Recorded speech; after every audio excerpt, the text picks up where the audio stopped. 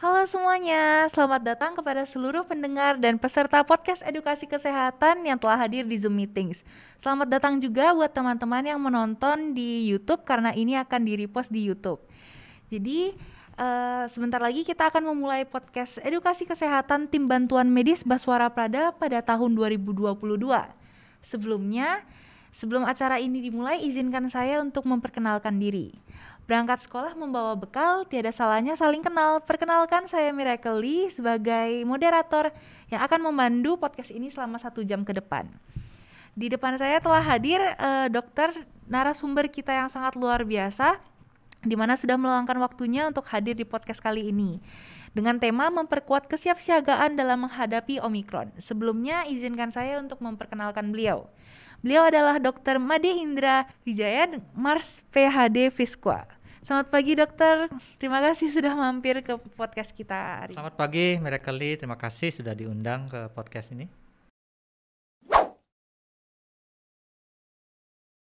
Jadi kalau ditanya bagaimana kesiapsiagaan kita, pasti lebih siap karena sudah menjadi kebiasaan kita. Misalnya 3M yang akhirnya berkembang jadi 5M. Seperti disampaikan mau 10M juga nggak apa-apa, yang penting diterapkan ya. Tapi yang paling dipakai sekarang adalah 5M. Dan saya yakin dari aspek kesiapsiagaan kita jauh lebih siap dibandingkan tahun lalu misalnya. Itu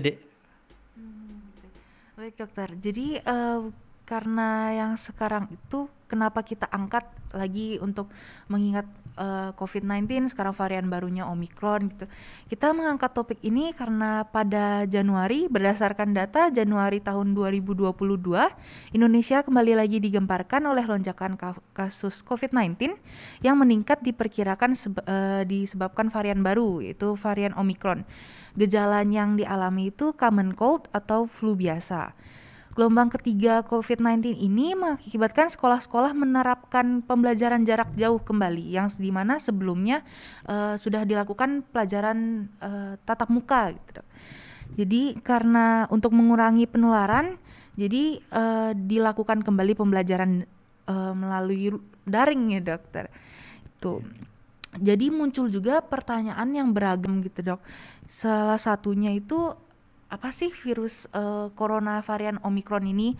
Terus kenapa meningkat keparahannya itu lebih dari kasus COVID yang lain misalnya, dok?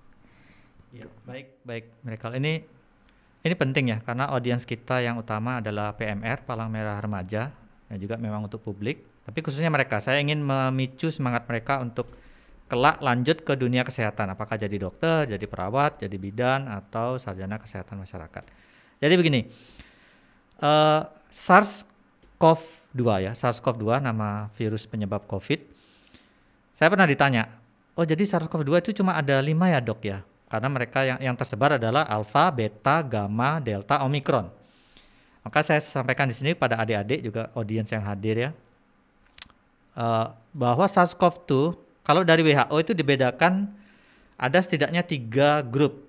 Sebenarnya ada 4 ya. Grup yang pertama namanya VOC, yaitu Variant of Concern. Variant of Concern ini meliputi tadi alpha, beta, gamma, delta, dan omikron. Ini adalah yang tertinggi itu, yang paling menjadi concern, mengkhawatirkan.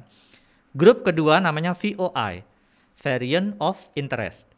Saat ini yang masuk dalam VOI, Variant of Interest itu 2, lambda dan mu.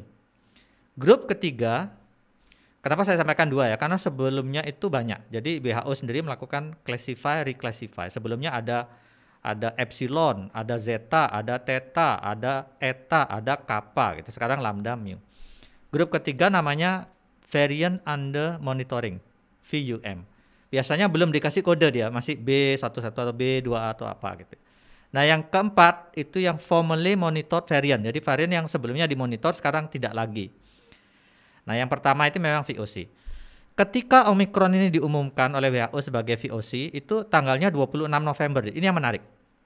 Mengapa? Karena Omikron itu, khususnya yang ini ya, yang B11529, first identified, diidentifikasi pertama kali tanggal 9 November. Tanggal 24 November dimasukkan dalam VUM, Variant Under Monitoring. Variant Under Monitoring itu di bawah VOI ya. Kemudian tanggal 26, 2 hari kemudian langsung lompat jadi VOC gitu, Variant of Concern. Mengapa ya? Karena memang concern dia mengkhawatirkan ya. Jadi konon kabarnya ada banyak mutasi, ada 50, yang diidentifikasi itu ada 15, yang 4 itu afinitasnya meningkat, yang 11 afinitasnya menurun. Afinitas meningkat itu terhadap ACE2. Ini patofisiologi yang tidak akan kita bahas. Kita hanya membahasnya dari aspek public health. Nah, dari aspek public health atau kesehatan masyarakat ya, Kesmas, itu ada beberapa aspek yang perlu disampaikan. Saat itu disampaikan juga oleh WHO. Yang pertama adalah transmissibility, kecepatan transmisi atau penularannya. Omikron ini luar biasa, Dek. Kalau orang mengatakan Delta 3 kali lebih cepat dari varian awal di Wuhan, maka Omikron itu 70 kali lipat daripada Delta, begitu cepatnya. Dan dalam waktu 10 minggu saja, dalam waktu 10 minggu itu ada 90 juta kasus dilaporkan dari 171 negara. 171 negara dari 198 anggota, berarti begitu pesatnya ya. Itu dari aspek transmissibility, cepat sekali. Tapi Dek, dari segi severity, tingkat keparahan, dia less severe. Dia tidak separah Delta. Saya tidak mau mengatakan ringan ya, hanya less severe. Karena spektrumnya ya, itu lengkap. Ada yang tidak gejala, ada yang ringan, ada yang sedang, ada yang berat, yang meninggal juga ada. Tapi dia less severe. Mengapa? Sekarang kita bandingkan Dek ya. Tanggal 21 Februari gitu ya. 21 atau 23? 21 itu kasus puncaknya saya lihat di, Omikron di Indonesia itu lebih dari 60.000 kasus per hari ya. Sedangkan Delta 21 Juli ya, pada saat itu puncaknya itu 54.000 kasus per hari. 60.000, 54.000 ya. Kasus kematian pada Omikron, walaupun tidak Omikron sih, paling enggak yang terjadi pada tanggal itu 176 bandingkan dengan Delta tanggal 21 Juli dengan yang 54.000 itu kematiannya 2069. Bisa dilihat 176, 2069 memang less severe, lebih tidak parah. Ditambah ada penelitian yang dipublish di British Medical Journal, jadi sangat reliable. Dikatakan bahwa pada Omicron ini 45% less likely to visit A&D. Jadi 45% lebih kecil kemungkinan untuk ke rumah sakit, ke vaskes. Dan dia dari yang ke vaskes itu 70%, 70% less likely to be hospitalized. 70% lebih jarang di opname. Jadi segi severe kurang dia. Nah berikutnya, aspek yang berikutnya, bagaimana dengan risiko reinfeksi? Ini yang perlu diingat, karena risiko reinfeksi pada Omikron ini 2-3 kali. Ya ada Dr. Piprim namanya, beliau adalah ketua IDAI pusat ya di Jakarta, beliau sudah vaksin sampai 4 kali, itu boosternya 2 kali, juga bisa kena gitu, jadi kemungkinan reinfeksi ada. Tetapi yang bagusnya yang lain adalah vaksin masih efektif, walaupun ada penelitian khusus pada Pfizer-BioNTech ya, saya katakan khusus pada Pfizer-BioNTech, terjadi penurunan efektivitas dari 84% jadi 30%, sehingga perlu booster. Moderna juga mengatakan begitu, dan penelitian mereka ketika di booster naik 75%, karena itu kita sarankan booster. Yang berikutnya efektivitas tes, ternyata tesnya juga bagus, walaupun untuk Omicron ada tes khusus namanya SGTF, itu S-gene target failure, karena pada saat S-gene dia drop out gitu, itu probable Omicron, walaupun untuk penegakan yang pasti itu diperlukan whole genome sequence, tapi minimal masih bisa dipakai, dan treatmentnya itu masih lebih kurang sama ya. Jadi kalau di isoman itu ya ada paket A, paket B. Paket A itu multivitamin B, C, E, dan zinc 10 tablet jadi 10 hari. Paket B itu multivitamin ditambah dengan antivirus Favipiravir atau Molnupiravir. Jadi memang dia menarik karena transmissibility-nya yang cepat gitu. Nah, tapi kita tidak perlu gini deh ya. Di satu sisi saya senang kalau masyarakat tidak panik. Mengapa? Karena meskipun transmissibility-nya cepat tapi severity-nya turun. Kalau kita belajar dari SARS-CoV yang pertama, dia itu hilang. Jadi kalau ditanya dari aspek public health ya, karena saya dari IKK IKP, dari aspek public health, ini bisa nggak hilang? Iya bisa gitu, karena dari sejarah SARS-CoV yang satu itu, SARS-CoV itu, dia juga hilang. Akibat apa ya? Akibat mutasi mereka yang akhirnya melemahkan diri mereka sendiri. Kemungkinan ini juga akan begitu. Itu dari aspek optimisnya. Dari aspek saya adalah realistis. Tetap kita melakukan prokes, kalau ada vaksin tetap vaksin. Gitu kira-kira deh. Jadi dari Omikron sendiri karena penyebarannya ya sangat cepat gitu dibandingkan dari yang pertama gitu, yang mulainya istilahnya setengah tahun untuk perjalanan dia masuk ke Indonesia, dibandingkan Omikron dia perlu beberapa minggu saja ya Dok, 2 mingguan gitu. Itu sudah bisa menyebar, walaupun mungkin tidak separah yang pertama, tapi kan kita harus mengantisipasi juga nih dok ya. Tapi kadang-kadang masyarakat masih bingung nih dokter, gimana cara membedakan common cold dari istilahnya penyakit-penyakit yang ditimbulkan dari COVID gitu. Itu kan yang pertama mereka ada anosmia, demam, dan lain-lain. Nah sekarang di Omicron mereka punya beberapa varian yang sama mirip. Gimana cara kita membedakan dari varian yang corona yang sebelumnya ke Omicron, di mana mereka masing-masing sama-sama memiliki efek demam, efek juga pilek gitu. Baik Dek, bagaimana cara membedakan? Gini Dek ya, dari aspek public health ya, dari aspek public health, jadi berdasarkan data, Omicron ini paling banyak dia batuk kering, tenggorokannya sakit ya, nyeri tenggorok, sore throat ya, juga gatal gitu ya, badan lemah atau malaise kalau istilah kerennya, badannya cepat lemah, juga ada sakit kepala dan seterusnya. Gejalanya tidak spesifik, cuma memang anosmia tidak dilaporkan ya, tidak ada. Perbedaannya kalau dari segi klinis itu sangat sulit, walaupun secara epidemiologis, secara public health, gejala paling banyak dia batuk kering, dan memang teman-teman saya yang positif ya, iya batuk kering, aduh leher saya, aduh tenggorokan saya sakit sampai minum ini. Tapi saran dari public health, bila ada gejala, dites deh. Satu-satunya untuk tahu ini COVID atau tidak ya dilakukan tes gitu di PCR untuk mengetahuinya. Itu yang paling bagus karena perbedaannya secara klinis itu tidak terlalu spesifik. Ya kan, karena penyakit yang lain pun bisa jadi dia batuk kering, bisa jadi itu. Tapi kalau sekarang kita harus asumsikan dia COVID sampai terbukti tidak. Sampai saat ini deh ya, itu Omicron kalau di Indonesia 98% Omicron. Jadi yang 2% itu sisanya. Jadi Indonesia tidak mengatakan 2% itu Delta, pokoknya sisanya gitu. Karena ada Delta, ada Lambda, ada Mu ya. Kemudian kalau dari tingkat global 96,7% Omicron. Ya jadi mirip ya, mirip sekali. Mirip. Kemudian 3,3%-nya adalah Delta. Nah, sisanya itu lainnya gitu. Jadi memang Omicron sangat mendominasi untuk saat ini. Dia mendominasi. Viral-viralnya banget. Persis. Dan 10 minggunya Omicron itu sama dengan kasus COVID setahun penuh tahun 2020. Begitu deh kalau digambarkan deh ilustrasinya. Beda sekali ya perbedaannya dong. Masif sekali. Terus juga untuk karena tadi masyarakat udah merasa bergejala gitu dok. Kalau misalnya mereka kan perbedaan harga dari PCR dan antigen cukup berbeda ya dok. Jadi kalau mereka melakukan sepertinya saya merasa gejala ini, apakah melakukan antigen saja cukup dok? Apa kita harus memang terlebih dahulu menggunakan PCR? Jadi kan biasanya ada alternatif dokter, gimana kalau saya antigen dulu? Kalau misalnya antigennya negatif berarti saya kan tidak perlu PCR gitu dok. Sedangkan banyak di vaskes-vaskes lain mengatakan kalau antigen saja tidak cukup, kita harus menggunakan PCR agar terdeteksi lebih akurat gitu dok. Jadi untuk masyarakat harus memilih yang mana dok? Antigen kah dulu atau PCR dulu atau bagaimana? Iya. Kalau dari aspek public health ya, sekali lagi saya menyampaikan dari aspek public health, masyarakat memilih yang mana sebaiknya ke vaskes dek. Nanti vaskes itu yang akan menentukan. Sebab begini dek, masing-masing kabupaten pun bisa berbeda dek. Misalnya ya Kabupaten C itu memutuskan dengan rapid antigen itu diagnosis tegak COVID.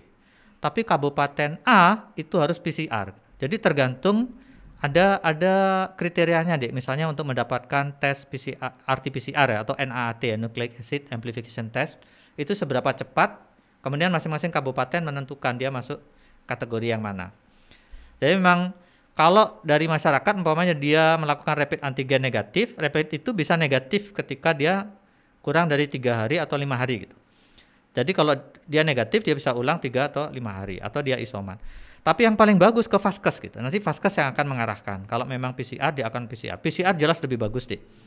Ada teman saya yang melakukan rapid dia negatif, dia PCR positif gitu dan dia bingung kok bisa hasilnya begini. Oh ya memang PCR-nya lebih bagus, dia bisa mendeteksi gitu kan. Kalau lebih detail ya dok ya. Iya karena dia mendeteksi. Memang RT-PCR itu sih yang memang rekomendasi WHO. Jadi saran saya kalau ada keluhan Anda ke vaskes saja. Don't worry about it. Apa yang akan dilakukan nanti vaskesnya yang menentukan, Anda ngikut aja. Berarti Jadi nanti diarahkan lagi ya sama vaskesnya gitu, mengambil tindakan yang mana yang lebih tepat. Persis ya. Kecuali sendirian ya. Kalau sendiri Anda mau apa misalnya bepergian, kalau syaratnya RT-PCR ya ikutin gitu. Ikutin ketentuan yang berlaku. Kalau syaratnya PCR ikutin PCR. Kalau bisa rapid antigen misalnya ada ketentuan begitu ikutin. Tapi Anda boleh RT-PCR itu go di extra mile deh. Jadi di atasnya. Kalau Anda ketentuannya taruhlah rapid antigen, Anda PCR pasti itu di atas rapid antigen. Jadi overall RT-PCR memang masih lebih unggul. Iya, lebih direkomendasi. Karena itu ada dari kabupaten tertentu ya, kabupaten C mau mengirim ke kabupaten A. Kalau hasilnya baru rapid antigen saja biasanya disuruh PCR dulu sebelum ngirim supaya diagnosisnya memang confirm. Jadi memang di sini terlihat RT-PCR memang lebih unggul ya, lebih bisa Kalau dipercaya. misalnya masyarakat ini merasa kayak dari PCR-nya sudah positif nih dok, itu karena kembali lagi tadi efeknya Omikron itu mungkin tidak segawat COVID yang pertama, jadinya mereka mengira bahwa isoman itu diperlukan di rumah saja, apa tidak perlu ke rumah sakit gitu dok. Jadi kan dulu pilihannya sekali COVID kayaknya harus segera ke rumah sakit, gawat sekali gitu. Untuk sekarang yang Omikron, apakah mereka boleh isoman di rumah sendiri atau memang harus ke vaskes terdekat gitu dok? Iya, untuk isoman ya, isoter gitu. Tergantung kebijakan dari pemerintah juga ya, apakah akan diisoter atau isoman. Khusus untuk Omikron itu isoman bisa deh. Kalau secara public health ya, sebetulnya ada kriteria klinis, ada kriteria rumah gitu deh.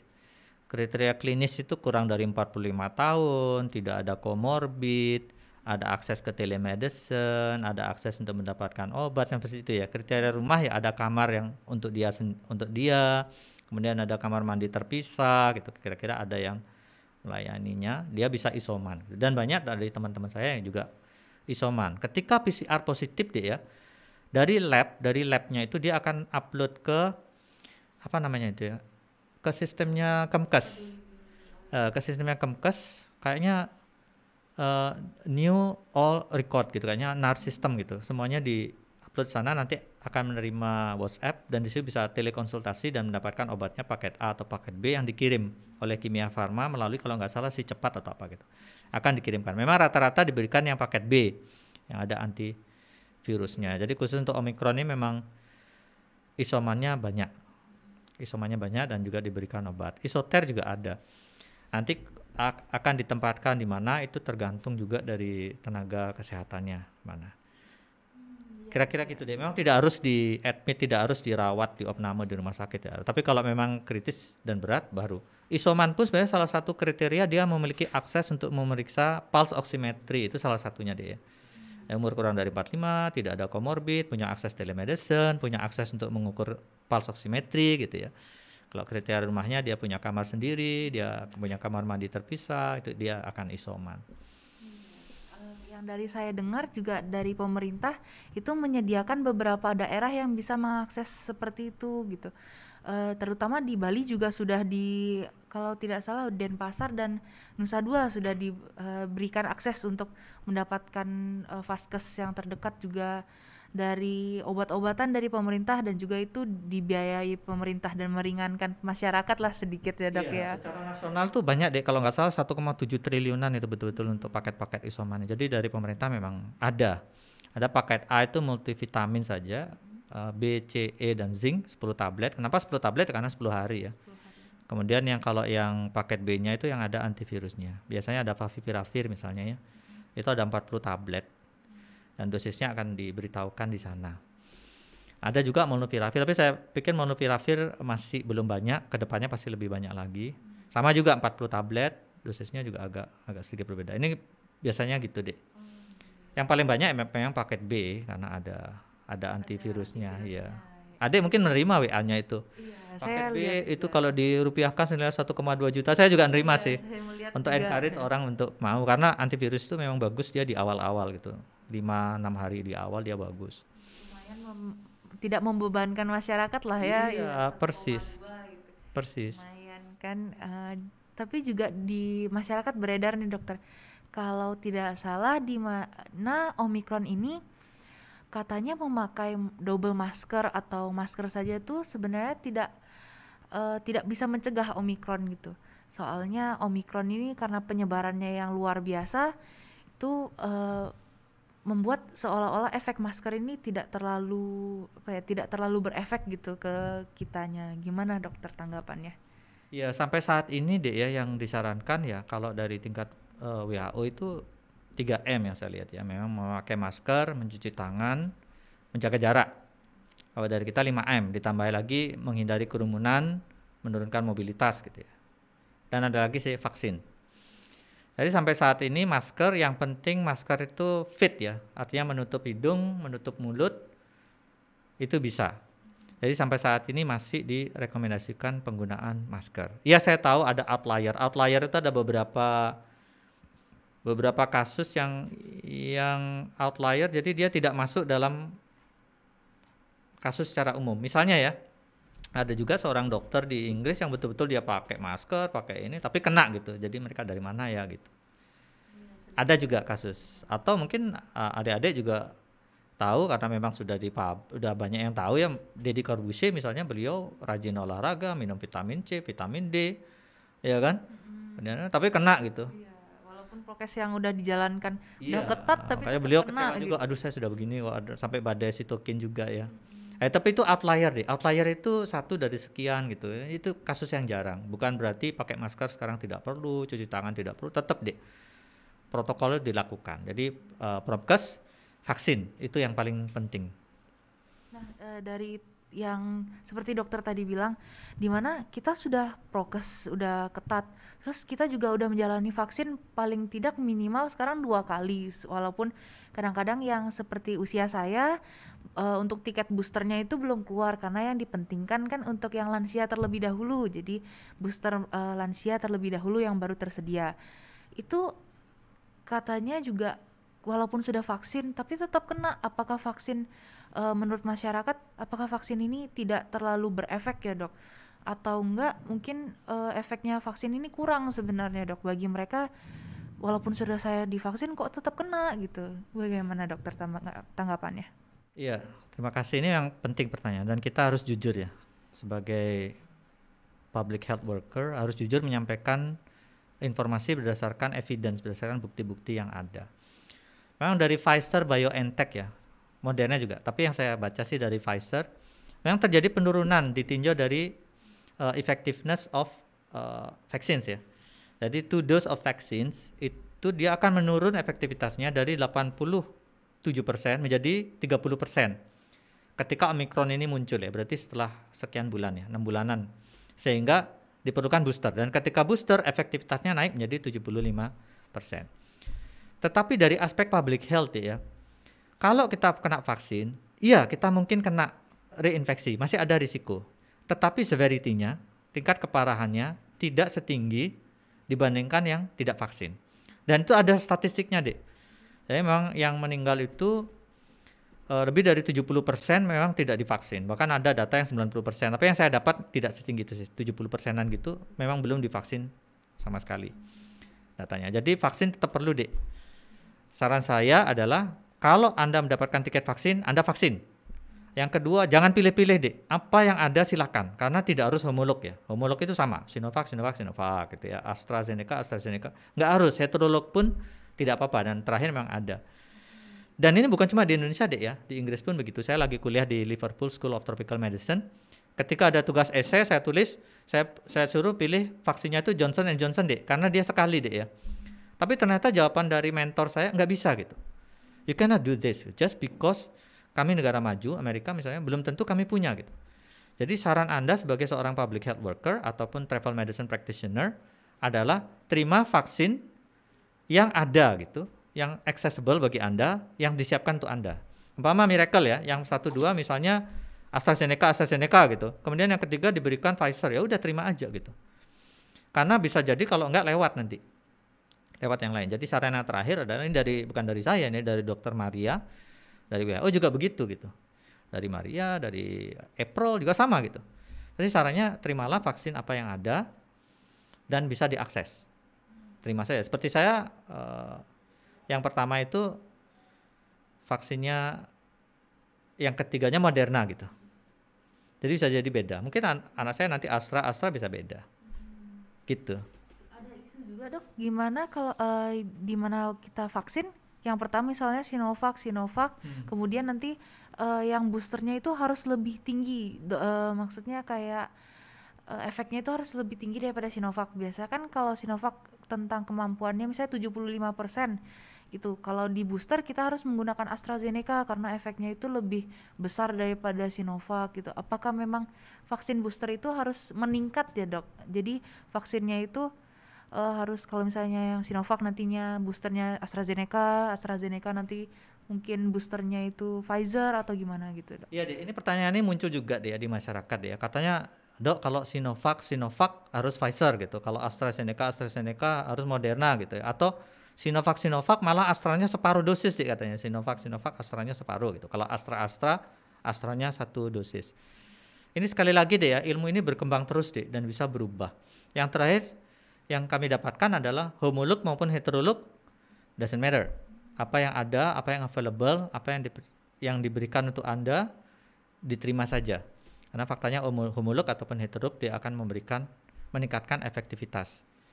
Kenapa ya? Karena kelangkaan vaksin juga deh. Sehingga ternyata ini interchangeable. Memang dugaan kami dari public health dari awal-awal vaksin ini muncul, kami yakin interchangeable. Secara umum ya deh ya, vaksin itu interchangeable deh. Pokoknya vaksin hepatitis B adanya merek ini, merek itu ya, secara umum bisa interchangeable. Rabies pun begitu deh. Ternyata interchangeable, Verorep misalnya dengan Rabipur, padahal sepertinya beda kan, tapi ternyata interchangeable. Maka pada saat awal pertama muncul, kami dari public health juga berpikir ini cepat atau lambat dia akan interchangeable. Pada saat itu belum, simply because belum ada evidence, itu saja. Tapi just a matter of time akan interchangeable. Dan betul ternyata. Minggu lalu saya terima memang homolog atau heterolog. Bisa. Jadi jangan khawatir kalau Anda tiketnya nanti umpama dapatnya Moderna ya so be it. Anda terima Moderna. Kalau mereka apa? Yang pertama, kedua apa? AstraZeneca. Kalau yang ketiga kalau dapat Astra ya udah terima aja. Dapat Moderna ya terima Pfizer. Silakan itu. Kalau di Indonesia kayaknya ada 5 ya, ada Bio Farma juga ya, ada Sinopharm, ada Sinovac, ada Pfizer, ada Moderna. Jadi don't worry about it. Apakah yang dulu salah? Tidak, Dek. Saya berikan contoh, Dek ya. Dulu, Dek ya, terapi untuk COVID itu ada azithromycin 500 mg. Diberikan ada antibiotik, Dek. Tetapi belakangan tidak ada gitu karena tidak ada evidence yang mensupport itu. Anda bisa lihat di paketnya juga tidak muncul azithromycin untuk penderita COVID. Apakah yang dulu salah? Tidak juga, Dek. Atau plasma convalescent misalnya, Dek ya. Ternyata dari WHO recommendation against plasma convalescent. Apakah berarti yang dulu-dulu diberikan plasma convalescent salah? Ya tidak gitu. Justru yang dulu-dulu itu menambah body of knowledge. Body of knowledge itu informasi ke WHO, misalnya ke GSET atau ke WHO-nya bahwa ternyata ini tidak membawa efektivitas yang seperti yang diharapkan gitu. Jadi memang ilmu berubah, Dek. Makanya saya paham kalau kadang masyarakat bingung, loh katanya gini, loh katanya gitu. Karena ilmu begitu pesatnya berubah dan kita mesti mengikuti perkembangan ini. Jadi kalau yang terakhir, Dek ya, homolog ataupun heterolog doesn't matter, nggak apa-apa, Dek. Tidak masalah ya nanti tidak dibelinya masalah. apa. Yang penting keluar aja dulu tiketnya ya untuk vaksin booster. Dan lebih baik divaksin daripada tidak sama sekali, Dek, karena Anda terproteksi. Saat ini ya mereka masih melihat dari antibodinya kan, antibodinya turun. Apakah betul itu bisa dilihat? Saya berikan contoh hepatitis B, Dek ya. Dulu sama, Dek. Jadi setelah 10 tahun misalnya diperiksa anti HBS-nya berapa sih? Kalau kurang dari sekian berarti dia harus divaksin lagi. Ternyata penelitian belakangan menunjukkan itu tidak perlu. Walaupun anti HBS-nya sudah turun, ternyata antibodinya itu masih ada karena di T memori yang memang tidak diukur gitu. Tidak terukur sehingga tidak ada rekomendasinya berubah. Jadi ilmu memang gitu berubah sesuai dengan seiring dengan waktu. Makanya kalau saya ditanya vaksin nggak, vaksin saja gitu. Bahwa secara keilmuan, secara evidence menunjukkan penurunan dari 84% jadi 30%. Tapi kalaupun kita kena severity-nya, tingkat keparahannya tidak akan tinggi. Begitu, Dek. Jadi menyesuaikan juga ya dari mungkin variannya, jadinya kita melihat ini kalau misalnya efektivitasnya tidak bekerja mungkin kita ganti lagi gitu. Jadi berubah-ubah untuk seperti vaksin flu ya. Vaksin flu juga tiap tahun gitu karena flu sendiri dia bermutasi tiap tahun sehingga vaksinnya tiap tahun memang berubah. Kedepannya, Dek ya. Ini saya optimis sekali. Saya realistis tapi saya juga optimis. Vaksin itu akan semakin mudah pemberiannya, Dek. Karena orang sudah mulai berpikir membuat vaksin oral. Dan sudah ada dek, misalnya typhoid vaksinnya oral sudah ada dek, selain yang injeksi. Jelas oral lebih gampang kan, minum. Ada juga yang intranasal dek, vaksin flu di Inggris itu intranasal gitu. Itu juga gampang sekali kan. Jadi kedepannya mungkin akan lebih mudah lagi gitu, seiring dengan efek samping yang sudah diketahui.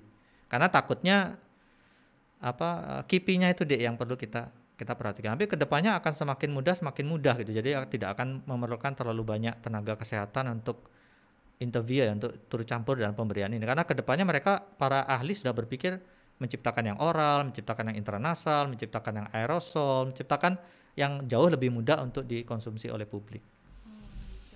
Jadi kalau jadi apapun pilihannya tetap bisa dikonsultasikan ke vaskes juga terdekatnya ya dok. Iya, kalau bisa jangan milih dek. Kalau saran saya, apa yang tersedia disediakan untuk Anda terima saja. Ini kalau saran saya ya. Umpama saya Sinovac itu yang ketiga disediakan Moderna ya saya terima gitu. Saya sendiri dapat mentalan itu dek. Karena saya sebetulnya belum dapat tiket, kok kebetulan ada yang dapat tiket di rumah sakit Bali Med, kalau saya pada saat itu ada yang tidak bisa datang itu 2 orang. Nah saya masuk di sana gitu. Jadi kalau saran saya sebagai public health worker ya, apa yang disediakan untuk Anda, apa yang tersedia, apa yang Anda bisa akses, go ahead deh. Iya. Loh ada yang punya akses yang luar biasa loh dek, yang bisa ke Amerika, itu temannya si siapa itu ya? Saya lupa namanya. Itu ke Amerika dek. Dia itu di sini sudah booster dek, artinya udah 3 kali kan? Dia ke Amerika dek, di sana 3 bulan. Bulan pertama dia ngambil Moderna, bulan kedua Pfizer, bulan ketiga Johnson & Johnson dek, karena memang available di sana. Tiap bulan dek. Ya karena semakin banyak semakin ya. Menurut saya sih kebablasan, tapi ya dia punya kemampuan untuk itu kan. Kebablasan sih menurut saya gitu. Banyak jadi banyak banget dosis dapat ya. 6 mendapat karena semua dicoba gitu. Ya lucu sih. Si siapa ya, Tanoko ya, Pak Tanoko. Dia punya podcast juga dan beliau juga bercerita begitu. Berarti kalau misalnya kembali lagi ke masyarakat nih dok.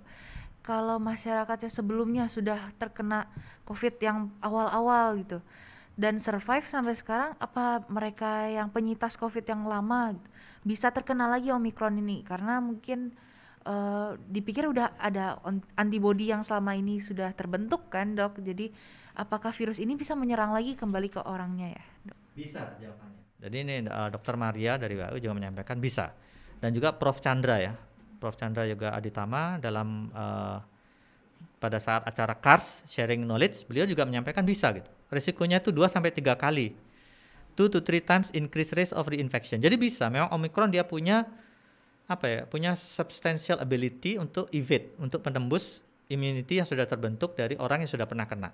Karena itu orang berasumsi juga berarti kalau dia bisa menembus immunity pada orang yang sebelumnya sudah terinfeksi, artinya dia juga punya ability untuk evade immunity karena vaksin gitu. Bisa gitu, bisa saja. Kalau ditanya bisa nggak bisa, tapi severity-nya, tingkat keparahannya akan rendah gitu. Karena antibodi kita mengenali gitu. Kasarnya satpam kita tahu, ini ada musuh gitu, dia akan cepat berantas. Bisa. Antibodi dari yang COVID kemarin dan juga ditambah antibodi dari vaksin ya dok ya. Jadi ini bagus dek, bagus adik membawa ini. Dulu sampai muncul wacana super immunity. Seseorang yang terkena varian Delta ditambah vaksin super immunity gitu.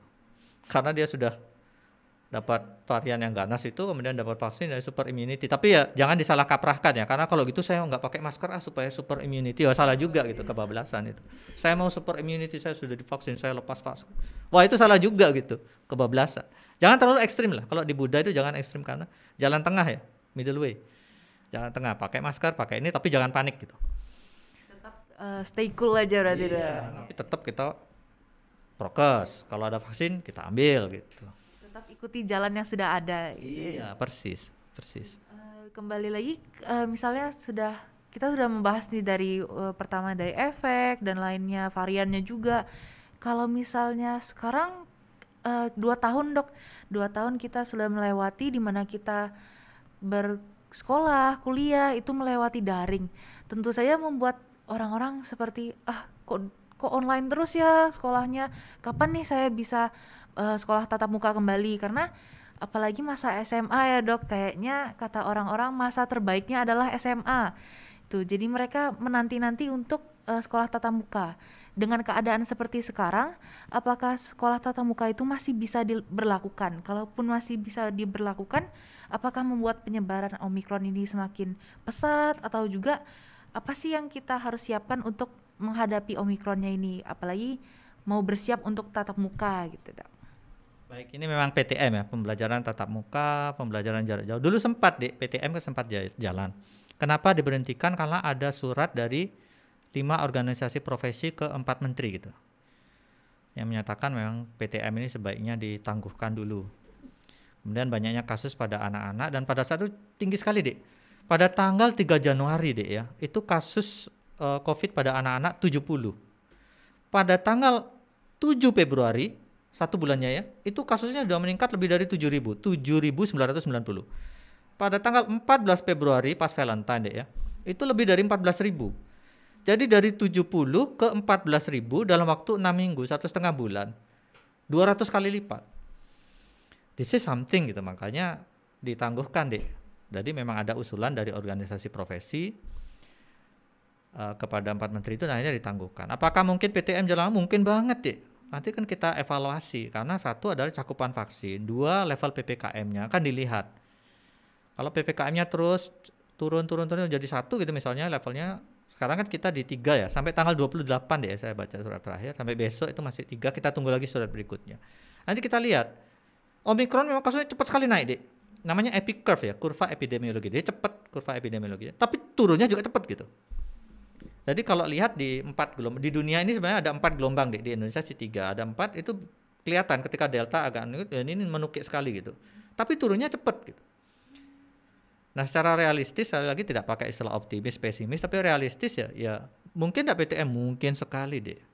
Tapi memang ada beberapa kriteria yang harus dipenuhi. Nah, terkait dengan itu juga saya pernah pas ada tetangga yang juga bilang, aduh kok online terus ya, takutnya murid-murid nanti bodoh. Enggak juga, zaman kita offline yang bodoh juga banyak, Dek, yang pintar. Kalau pintar aja itu enggak. Menurut saya sih ini ya, menurut saya. Tapi memang aspek emosi itu yang tidak ada ya. Karena bisa lihat ketika begitu PJJ itu lama, PTM itu agak canggung kita satu sama lain. Yang saya tangkap sih, Dek. Jadi kembali pertanyaannya, mungkin nggak PTM? Mungkin, Dek. Tapi harus ada beberapa kriteria yang mereka rembugan. Ya COVID itu penyakit baru, Dek. Baru 2 tahun umurnya kan. Jadi pastinya seperti apa belum tahu. Kriteria PPKM pun bisa berubah, Dek. Gitu nanti.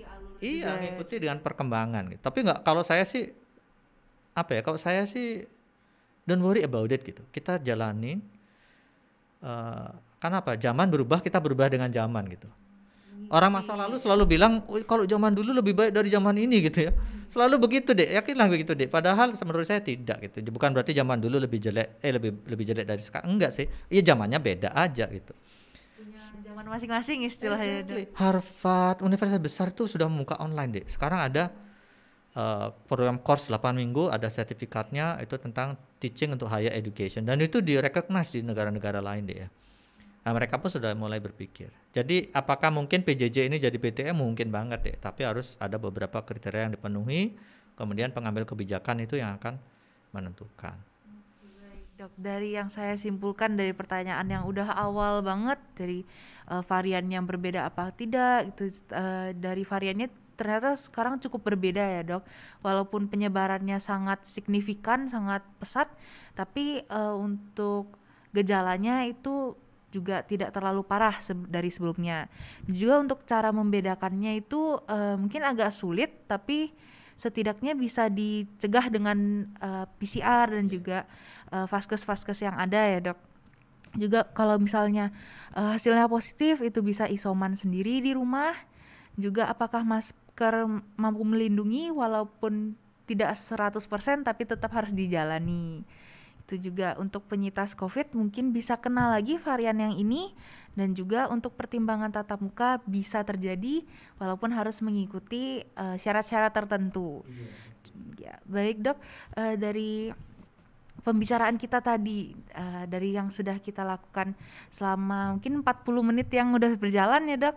Jadi sangat memuaskan dari jawabannya dokter, dan juga semoga bisa membantu dari teman-teman yang selama ini kebingungan gitu dari pertanyaan-pertanyaan tersebut, semoga sudah terwakilkan dari jawabannya dokter Indra. Jadi kali ini kita mau membicarakan sedikit cerita tentang pembelajaran tatap muka yang sudah dilakukan oleh teman-teman kita dari berbagai daerah nih dok. Jadi kita sudah mengumpulkan cerita-cerita dan kita pilah. Itu ada dari Papua, dari NTT, dan juga dari NTB. Itu tentang cerita mereka masing-masing gitu. Jadi mungkin saya akan bacakan terlebih dahulu dari Papua, dari yang terjauh terlebih dahulu. Jadi ada cerita dari Aprilia Sari Willy Homer. Dari asal sekolahnya SMA 1 Nabire, Papua. Cukup jauh ya dari sini ya dok ya. Jadi dari sekarang saya SMA dan saat ini melakukan pertemuan tatap muka karena saya sendiri sudah kelas 12. Saya kurang tahu apakah adik kelas saya melakukan pertemuan tatap muka atau tidak, tetapi saya sudah melakukan pertemuan tatap muka sejak bulan Januari 2022. Sampai saat ini tidak ada kendala dalam menjalani pertemuan tatap muka ini, dan saya belajar dari jam 7 sampai jam 12.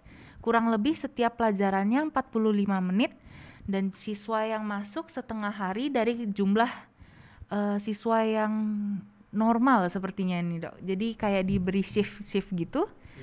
Dan juga sudah dilakukan jaga jarak agar tidak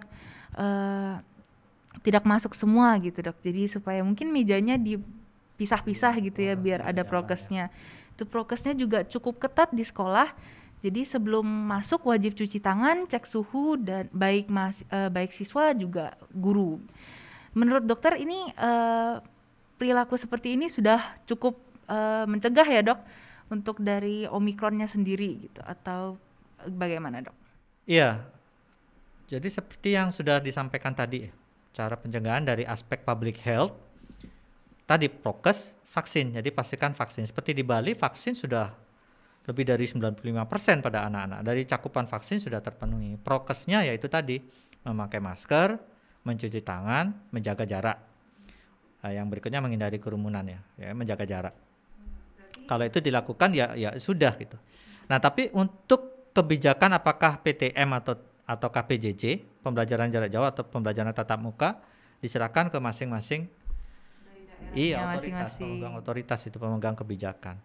Tapi kalau dari cerita tadi itu spesifik measure-nya itu tindakan-tindakan pencegahannya sudah bagus karena sudah cuci tangan, sudah pakai masker, sudah jaga jarak gitu ya. Dan saya yakin sudah divaksin itu, baik guru maupun muridnya.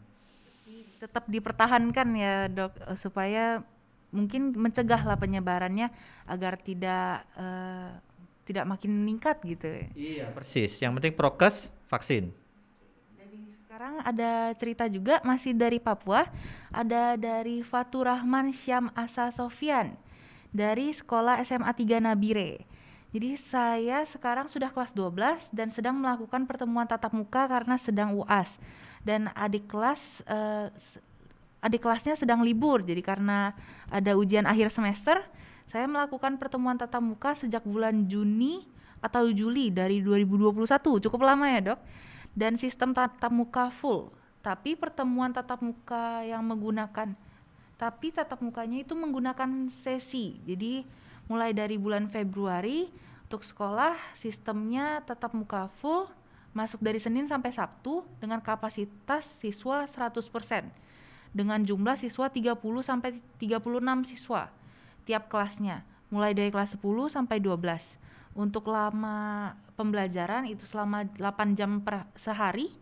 Untuk prokesnya tetap dijalankan seperti wajib menggunakan masker di lingkungan kelas ataupun di dalam kelas, dan setiap kelas disediakan tempat cuci tangan. Jadi sepertinya untuk dari teman-teman kita di Papua itu melakukan tatap muka itu karena sedang UAS gitu dok.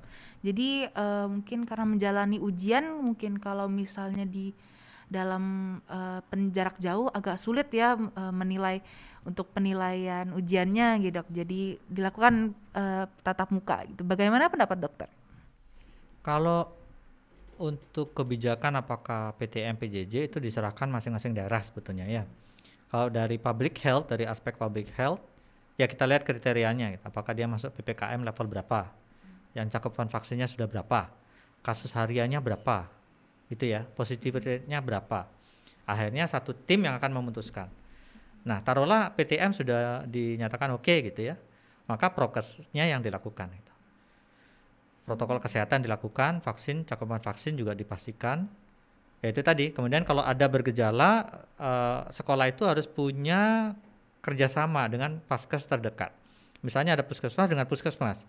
Jadi kalau ada siswanya yang panas misalnya, what next itu, selanjutnya apa? Nah kalau sudah kerjasama dengan satu vaskes, tidak harus puskesmas ya. Saya ingat dulu ada satu rumah sakit yang dengan rumah sakit sekolah dengan rumah sakit terdekat, CIS kalau tidak salah itu dengan rumah sakit BIMC pada saat itu bisa saja gitu. Sehingga pada saat ada demam ini diapakan, what next-nya itu seperti apa, pihak tenaga kesehatan yang akan melakukan itu, aspek itu yang juga perlu dipikirkan. Jadi iya. Kalau saya dengar dari ceritanya sih memang kita juga pernah loh, Miracle ya di Bali pun pernah tatap muka kan. Ada yang SD cuma Senin dan Kamis gitu ya. Kemudian pembelajarannya juga dibatasi cuma mungkin jam 7 sampai jam 12. Kemudian prokesnya yang ketat, pernah juga kemudian direvaluasi kemudian kembali ke PJJ gitu misalnya. Ya itu tadi. Yang penting diikutin dan sesuai dengan perkembangannya kasus. Biasanya yang dilihat adalah jumlah kasus harian. Mulai menurun nggak? Ini mulai menurun sih. Karena puncaknya saya pikir tanggal 21 atau 23 itu hariannya itu bisa lebih dari 60.000. Sekarang udah mulai 50.000 sekian ya. Tapi masih tinggi sih. Masih tinggi tapi setidaknya perlahan menurun gitu ya. Angka kematiannya juga yang dulunya malah sekarang lebih tinggi, dulu 176 ya. Rata-rata 174, sekarang itu 200-an gitu meningkat. Jadi kita lihat. Mereka akan lihat trennya dari epi curve itu ya, dari kurva epidemiologi seperti apa kemudian ditentukan. Tapi seandainya PTM ya harus dilakukan itu tadi, prokes, vaksin. Kemudian kalau ada kasus demam, what next itu harus dipikirkan. Apa yang harus dilakukan? Iya persis, jadi harus ada MOU gitu mungkin ya dengan vaskes terdekat. Kalau saya akan kontak Anda, dia yang jemput gitu misalnya. Dia yang akan organize. Kita juga di sini sempat ya untuk perkuliahan untuk yang praktek-praktek, jadi kita offline gitu juga. Itu sangat membantu ya mungkin dari teman-teman kalau misalnya melakukan offline itu prakteknya lebih dapat gitu istilahnya ya dok. Pasti kalau apalagi di kedokteran, hacking gimana kita dari rumah agak susah gitu kalau nggak didampingi. Saya paham. Tapi dilakukan pemeriksaan rapid tiap minggu, jadi ketat sekali gitu, sangat ketat. Begitu dia positif akan ada what next-nya itu akan di PCR. Saya ingat karena ada yang pas 3 positif ya kita tangguhkan yang itu, kita lanjutkan dan akhirnya kita tangguhkan semua. Tergantung kondisi. Makanya saya bukan optimis, saya bukan pesimis, saya realistis itu. Realistisnya seperti apa? Mari kita mengambil tindakan sesuai dengan itu. Makanya capek boleh, nyerah jangan gitu istilahnya. Capek boleh tapi nyerah jangan gitu. Kita tetap strict ke protokol, kita ikutin. Tapi bagus ya dari Papua ya. Iya, dari Papua Salut. udah keren banget nih. Udah fasilitasnya juga berarti sudah terpenuhi, sudah ada tempat cuci tangan dan lain-lainnya juga. Dan kita mulai mendekat ke arah Bali di NTT dari Agustina Virginia Gorang dan juga Aliza Aslamia dari SMK Syurandikara NT dan juga dari SMA Negeri 1 Nubatukan. Jadi di sini untuk Agustina itu melakukan sekolah membedakan shift, dari ada yang shift pertama dari jam 7 sampai jam 10 dan shift yang kedua dari jam 10 sampai jam 2 dan juga sudah melakukan prokes yang diwajibkan seperti cuci tangan, menggunakan masker dan juga meja masing-masing itu diberi tanda, jadi diberikan jarak juga, tapi hanya sebentar ternyata melakukan tatap muka ini karena ada lonjakan kasus Omikron, jadi harus dilakukan lagi online. Jadi dan juga tidak tahu sampai kapan sekolah ini akan melakukan online. Kemudian dari SMA Negeri 1 Nubatukan juga mempunyai cerita yang berbeda, di mana pembelajarannya itu dimulai dari jam 7 setiap hari dan tidak menentu. Ada yang jam 7, ada yang jam 6, ada yang jam 5 juga, dokter. Hitungannya itu 1 jam 45 menit. Jadi tiap angkatan datang per kelas itu 36. Jadi mungkin ada yang mewakilkan, sisanya dari online gitu ya, dok. Dan menurut dokter bagaimana nih dari kedua sekolah ini? Ya kalau yang saya perhatikan jam 5 itu patologis, jam 5 itu terlalu pagi, jam 5 pagi ya. Terus yang berikutnya yang menarik adalah shift itu, Dik. Taruhlah yang pertama jam 7 sampai jam Ternyata 10. 5 jam, Oh, 5 jam 5 dalam jam. pertemuan gitu Oh, dok. paham, paham. 7, 6 sampai 5 5 jam. jam. Heeh. Oke, paham, paham. Jadi kalau sistem shift boleh silakan. Menurut saya akan lebih bagus kalau ada jeda, Dek. Misalnya jam 7 sampai jam 10, jam 10.30 sampai jam sekian gitu. Jadi ada jeda 30 menit. Takutnya tabrakan itu antara yang jam 7 sampai jam 10, berikutnya kan jam 10. Ini akan terjadi berjubel. Sebaiknya ada jeda 30 menit lah minimal sehingga ada jeda. Kalau bisa disemprotin larutan alkohol 70%, iya. Paling bagus sih ada jeda. Kalau enggak dia akan numpuk di sana di pas pergantian itu orangnya jadi numpuk. Benar-benar berarti dari beberapa sekolah yang sudah kita lihat ceritanya itu sudah melakukan dengan baik dari masing-masing daerah ya udah melakukan mungkin sesuai deh dari Mereka berusaha maksimum untuk sudah menerapkan semaksimal mungkin prokes, gitu iya, istilahnya. dengan berbagai alternatifnya. Ya kita pahami lah. Ya, walaupun ada kendala sedikit tetapi kalau misalnya bisa dilakukan kenapa tidak gitu ya. Iya, dan bisa dilihat ketika kasus harian meningkat mereka pun membatalkan lagi ya. Kebijakannya bisa berubah sesuai dengan keadaan. Sekarang kita ceritanya mendekat lagi ke bagian Bali, ada dari NTB, dari SMA 5 Mataram, dari Dinda Apriatun. Sekolah saya melakukan pertemuan tatap muka menggunakan shift juga. Dulu saat kelas 10 sistemnya itu seminggu tatap muka lalu seminggu daring. Kemudian sejak kelas 11 pertemuan dilakukan tatap muka full. Kemudian shiftnya juga berjalan 2 minggu karena sebelumnya saya PTM penuh tanpa sesi. Sekarang diberlakukan sesi-sesi dan juga prokesnya wajib menggunakan masker, cek suhu sebelum masuk dan juga menjaga jarak. Gitu. Mungkin sama dengan sekolah-sekolah lain sudah melakukan yang terbaik nih dok ya. Betul, mereka sudah timnya udah diskusi kemudian menghasilkan keputusan seperti itu. Ya saya lihat sih semua berusaha dengan gigih untuk menerapkan prokes. Ya dengan sedikit mengurangi aktivitasnya tetapi keuntungan yang didapatkan. Jadi gini prinsipnya, Dik. Apakah the benefit outweigh the risk gitu? Apakah keuntungan yang didapatkan itu melebihi risiko yang diterima? Selalu itu yang dipikirkan. Apakah benefitnya outweigh the risk? Apakah benefitnya outweigh the risk? Itu selalu yang dipikirkan. Karena itu bisa beda-beda masing-masing daerah.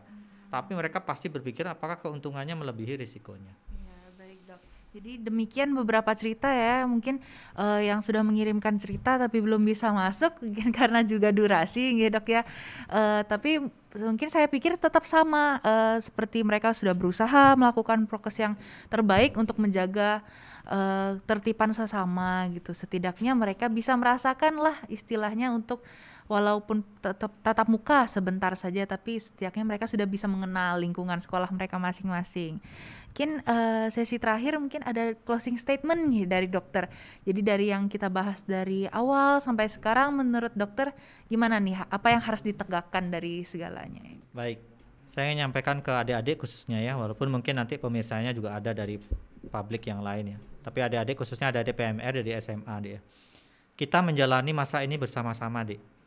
Adik-adik tidak sendirian. Semua orang bukan hanya di Indonesia tapi di semua negara juga mengalami masa yang sama. Kita mengalami ini masa sendiri bersama-sama. Adik-adik jangan frustrasi, juga jangan ceroboh. Jadi jangan, kalau saya menggunakan kita itu realistis saja. Kalau memang harus menerapkan prokes, kita terapkan prokes. Kalau ada kesempatan vaksin, silakan adik-adik vaksin. Kalau kebijakannya PJJ, pembelajaran jarak jauh, mari kita jalanin. Kita atur strategi daripada kita berkeluh kesah, lebih baik kita ubah strategi kita sesuai dengan zaman. Kalau memang kita tatap muka, astut kare, alhamdulillah, haleluya, syukur kita bisa ketemu tatap muka. Kalau tidak bisa PJJ, find the way or create new way. Kita mesti adaptif. Jadi sekali lagi adik-adik boleh capek, tapi jangan sampai menyerah gitu. Capek boleh, nyerah jangan. Dan adik-adik tetap adaptasi dan adik-adik tidak sendirian. Bapak Ibu yang hadir juga, kita semua sama-sama menghadapi ini bersama-sama. Sekian. Terima kasih. Baik, terima kasih dokter atas kehadirannya di podcast kali ini. Jadi di podcast edukasi kesehatan tim bantuan medis Baswara Prada. Jadi semoga dari teman-teman yang telah mendengarkan dan juga informasi yang kita berikan semoga bermanfaat nih dok. Untuk teman-teman juga bisa menerapkan apa yang prokes selama ini sudah diterapkan, bisa ditingkatkan lagi atau mungkin setidaknya berusaha untuk tetap stabil ya menggunakan prokesnya gitu. Dan juga selama pandemi ini kami harap teman-teman juga bisa stay safe ya dari walaupun dari 2 tahun yang lalu kata-katanya tetap sama, tapi mau bagaimana tetap kita harus menjaga diri sendiri dan sesama. Kalau ada sumur di ladang bolehlah saya menumpang mandi, kalau ada umur yang panjang bolehlah kita bertemu lagi. Terima kasih, sekian podcast yang kita bagikan hari ini, sampai bertemu kembali di podcast selanjutnya. Terima kasih semua.